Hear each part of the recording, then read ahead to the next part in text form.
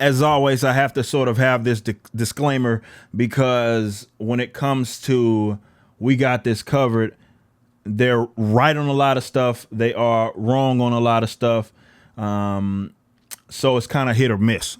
But apparently, and I've seen this reported other places. I just haven't got any real confirmation. But they are saying that Warner Bros. Is going to develop a Two-Face film, as well as a Mr. Freeze film. And I'm going to tell you, and these are centered around the villains. I'm going to tell you why I think this is not only a good idea, but why they should go the route of making more mature films. Now, this doesn't mean that everything has to be geared towards, or more so be rated R. It's more so don't shy away from it. If it calls for being rated R, like we saw with Joker film, that's fine. Anybody that's read a comic should be able to handle that, considering that we've seen some of the most cutthroat things, certainly when it comes to some of the DC characters, when they're dealing with Gotham, of all places, which is supposed to be dark.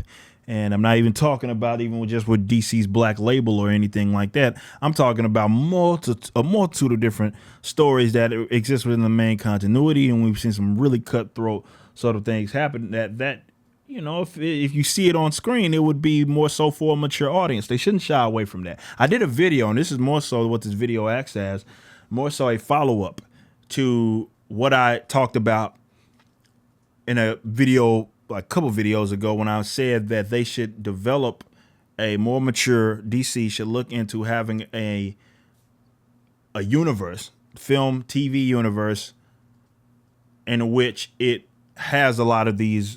They more so seem to target a more mature audience.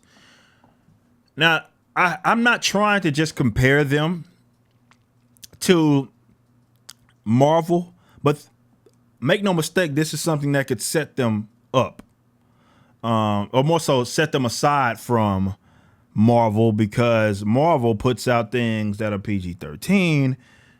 These are family-based films. Not a lot to them. Pretty much anybody can go in and enjoy them. And I know maybe for the box office sakes, they may look at that and say that they're going to have a bigger chance of having success in terms of the box office if they stick to more PG-13 based films, right? But that doesn't mean that there's not an audience that you can capture. We've seen this with the Joker. And having something that is geared towards the mature audiences. And this is why I think that they should do it, is because, first of all, when it comes to these comic book characters, comic books is more so adults that read them anyway. It's not kids that read these comic books. I'm not saying that there aren't kids that read these comic books. I'm saying most of the time, and when you go to your local comic book shop, it ain't kids that's running up through there. And if they are, they're accompanied by their parents, obviously. And if anything, their love for that was something that was kind of passed down, if they have anything. Now, granted, yes, there's animated shows and stuff that can get sort of that audience there. But I do believe that there's something to be said, or something to be, an audience to be captured, if they focus more so on mature films. It'll set themselves aside from Marvel, and they don't need to be trying to repeat what Marvel has done. I think that's something that Marvel... it's not even lightning more so in a bottle that they call it. It's just something that they did it well. And yes, you're a comic book. You're the second powerhouse. You're the other powerhouse, mainstream comic.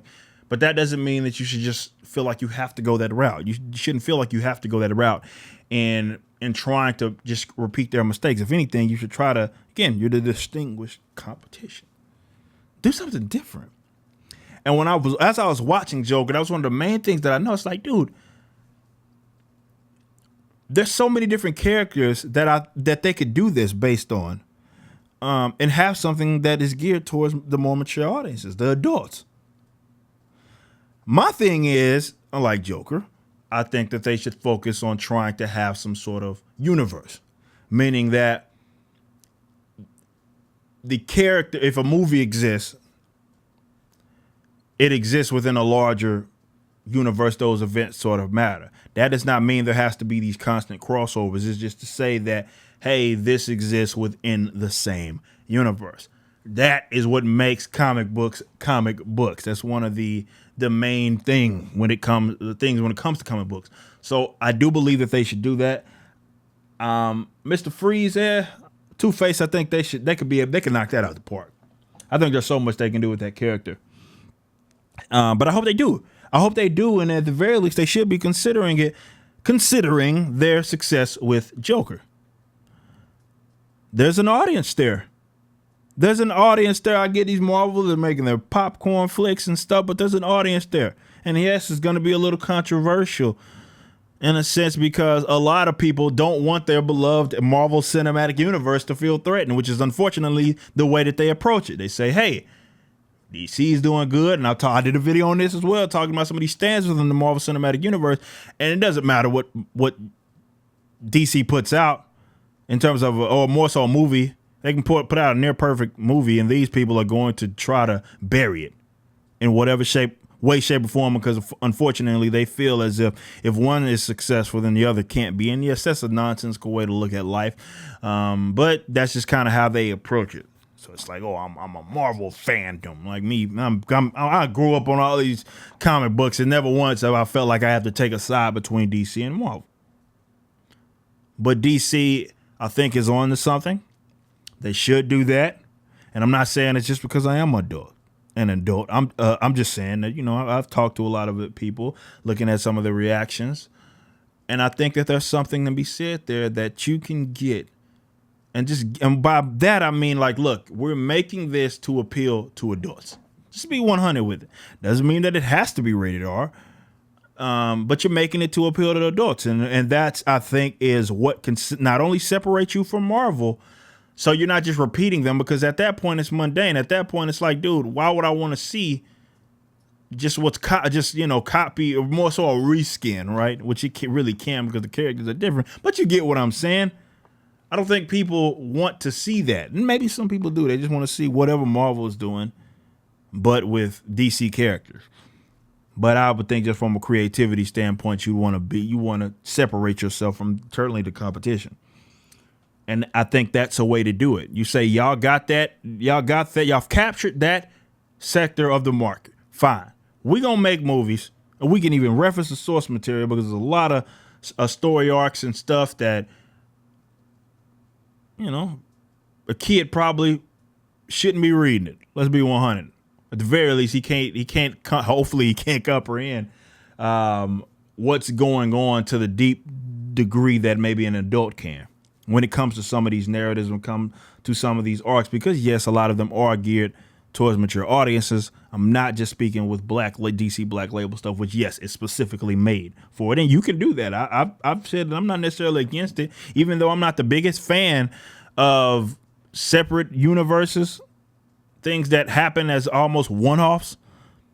DC Black Label, some of the stories as standalones are good. Maybe those will cross over in the film decently because of that. Maybe they could use that to advantage. Now, I personally would just stick to the main continuity if you're going to grab some of these historic story arcs and have your live action spin on them. But I think DC should do it. Just go ahead. Just go appeal. Don't try to do what Marvel's doing. Just go appeal to the adults.